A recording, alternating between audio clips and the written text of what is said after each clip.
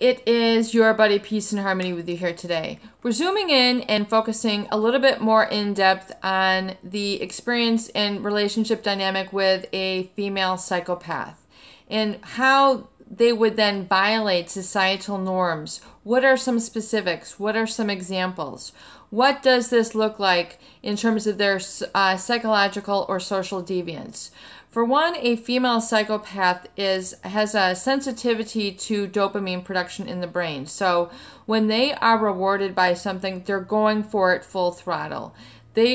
Nothing is going to stop them. That's why we see this sort of high risk behavior, meaning, most people would not go there. They would not do that.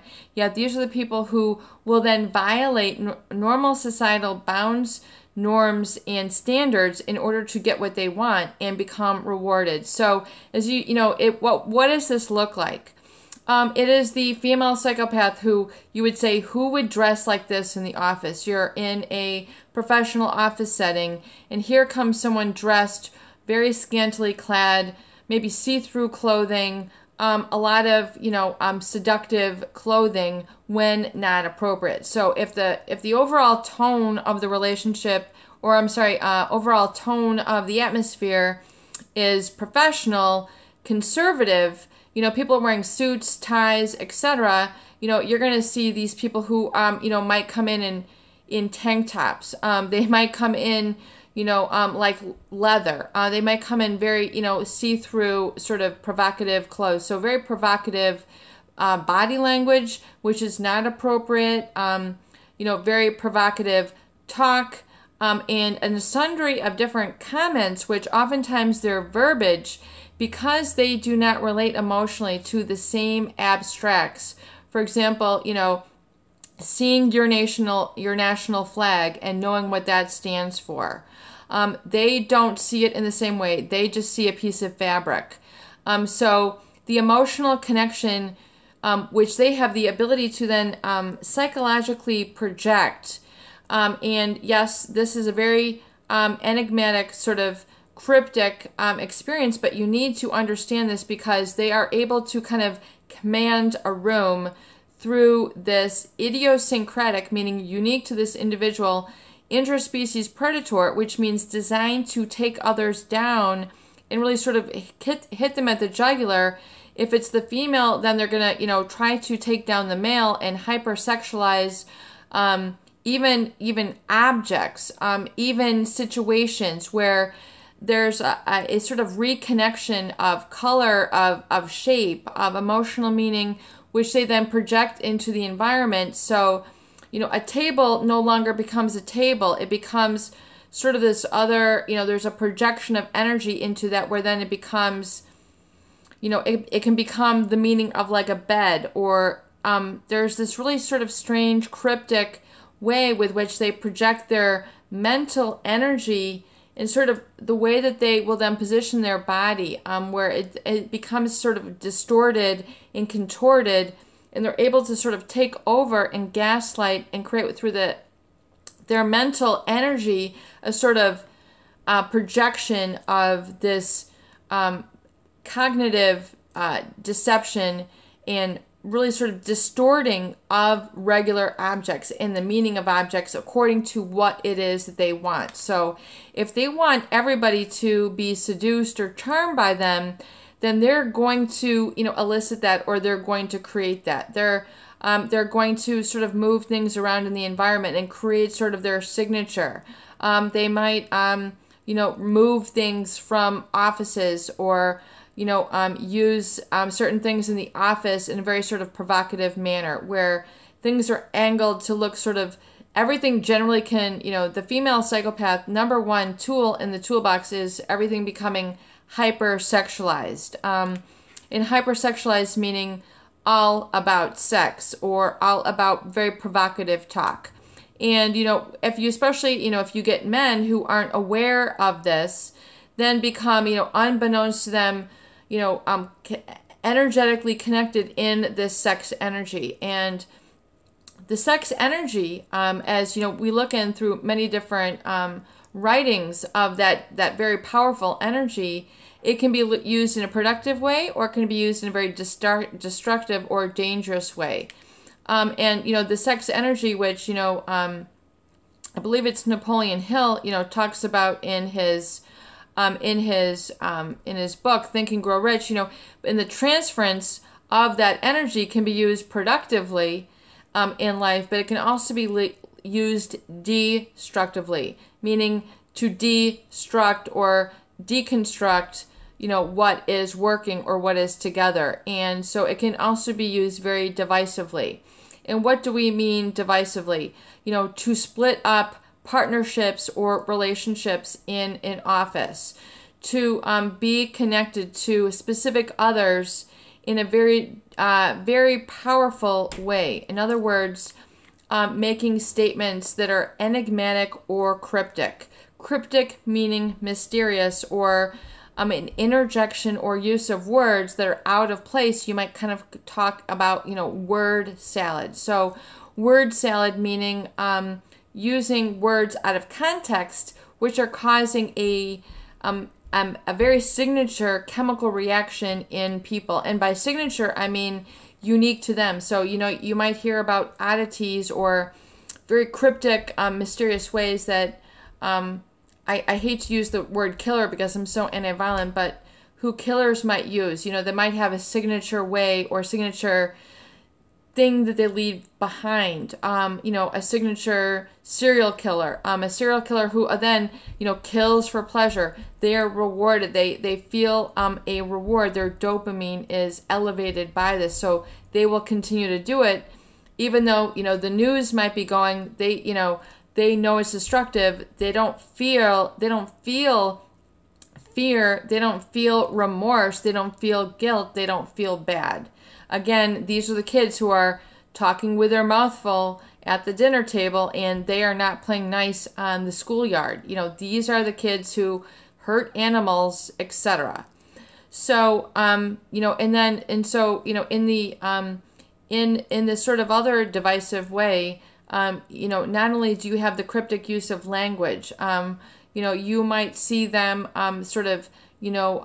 violating boundaries of time, being there too short, being there too long, exhausting people through their questions, or enigmatically presenting information where, they might be moving furniture around. They might be taking things off that are like installed in the wall, like a door jamb, and like using that to signify a female body part. It's very, very cryptic, enigmatic, and it creates a hyper arousal in others, which then really creates a really then sort of proliferation of very potent, or what almost seemingly is like a secondary control over people. In other words, they get control over others in this way. So they're able to be, quote unquote, a leader oftentimes by this. This might make them very much a leader in the workplace, a leader in the family, a leader in their church, wherever it is that they want to surround themselves with people. But as we discussed in the previous video, this is a deliberate and calculated assessment of a situation and how they can get what they want.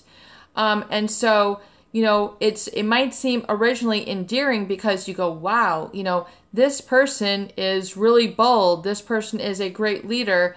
This person is unflinching. They don't feel fear about this. They're just going right ahead. And so a lot of people might have this jaw-dropping moment like, wow, I can't believe this person did this. And it is because they are not operating by the same societal norms. They have a dopamine release through engaging in this high-risk behavior. And if they don't, they have a sort of restless boredom. So, and they might talk about discuss topics that are not appropriate. So, again, going back to the sexualized speech or hypersexualized speech, going for those people who are vulnerable, or when you are vulnerable, like, for example, at a work function where people are gathered, they have a captive audience. So they might then talk about, their parents going to sex clubs and then the acts that they did. Really, you're just like, really, wow. In this person, the facility, which means the ease of which they relay the information, is as if it's everyday talk. So then they seduce people into then getting in line with this energetic manipulation and thinking that it is then okay to talk about this, perceive things in this way. And so they really create this glaze over other people's eyes, or glaze emotionally. People then become addicted to this very signature psychological taking over that they are able to create within people. So in other words, it's a sort of paralyzed attention that most people have, a rapt attention around this person. But the issue is that it does not allow people to self-validate themselves. So there is not a psychological reciprocity.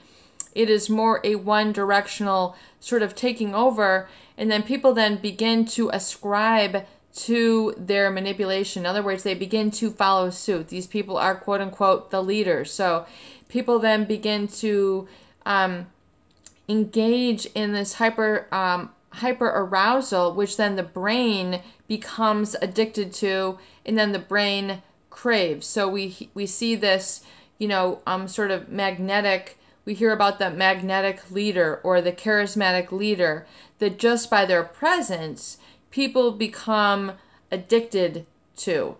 And with any sort of addiction, if you can then anchor this, if you've ever seen an addict, the guy who is, cannot control their alcohol consumption, who will do anything, violate his family, his work, not able to function because of the addiction. The drink is drinking him, as Napoleon says. Well, then, the leader then basically has you. They basically, we see this psychological hijacking, if you will. And like a hijacker, they take over the pilot, who is in good orderly direction, going for a direction, going for a goal. They're then able to take over, and kind of hijack. So they are able to do this on a very intrinsic, emotionally and physical way, where then people are then doing things with which they did not ever expect themselves to be doing. And oftentimes this is not in a positive way, and it can go for a short period of time. But then they'll realize that, this person is interjecting things which they should not be doing, and then people begin to, feel like, I don't want to be part of this anymore. They begin to want to separate, but they oftentimes are addicted or so enthralled or enwrapped in it that they can't stop. They can't stop either following the leader or giving them money in a relationship. They can't separate from this person because of this very unique stranglehold that this person has on them. And it's, again, that person is not operating them by empowerment or self-validation. It is more a psychological takeover where they have this person's attention and then they're kind of underneath their control. So it can be a very scary thing for people to become so psychologically overwhelmed by this cocktail, which is, created oftentimes with a mix of the sexual with a fear and, this sort of hypervigilance, and then this paranoia and suspicion that becomes very, the brain very much becomes almost in a delirium. It becomes very delirious, which means, it can go on the hyper, or it can also go, delirium to the point where people are almost sedated or can't function. They'll become so enthralled with this person that they are almost like in the movie, where if you were to see someone who's like a zombie, following this person, I mean, gosh, we're thinking about, those psychopathic cults, the Jamestown or Jonestown situation. I mean, that is an example of psychological hijacking, where these people were so deluded that they were, drinking this Kool-Aid. So you have to realize that this is a very, very, very distinct power. And it's very important to realize that these people have a very destructive power over others to the point where they're able to use a psychological transference, which means a transfer of energy into others where they're no longer acting in their best interest. They're no longer kind of leading their lives distinct and independent and autonomous. They are kind of like that Jamestown where they're kind of like psychologically taken over, and then that leader is taking a pleasure, by that. And these people, aren't acting out of their own volition and their own free will. So again, if you have encountered this, it's very important to become in touch with your free will. And even if your free will, you have not experienced a good percentage of that in your daily waking hours or your sleeping hours, then it's important to go no contact and begin to exercise those free wills, like we have discussed here previously in the channel, so you can begin to resensitize yourself and sort of clear yourself of this sort of hijacking or this sort of inundation of this very unique cocktail, if you will, that has been created or then furthermore kind of ingrained or experienced by those individuals who they have targeted or desired or decided to create a bond with.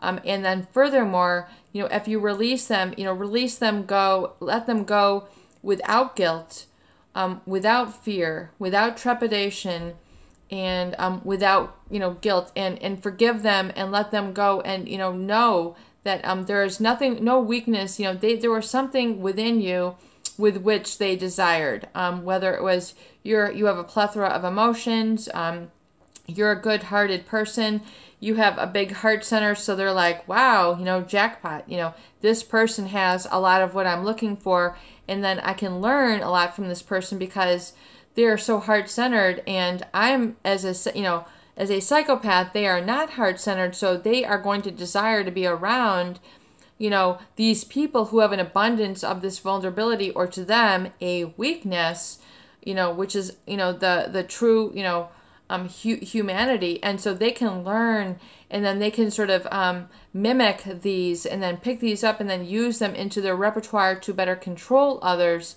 But they will do it rather than naturally, they will do it unnaturally, inauthentically, as a cognitive way of manipulating others. So, they will use their hands in ways, rather than, their hand being reached out to greet you, their hand will be reached out to enter into you in a sort of a different manner. So their body language will, as a psychopath will describe to you, their body language will ooze this out, this manipulation, they're well aware of what they're doing. So, in terms of letting them go, realize that, to stop the ruminations is to realize that that is their hardwiring, and that you as an individual have a different set of wiring. You have a different area in your brain which has an abundance of empathy. So, that's perhaps how you took that on. It's your own mirror neurons which were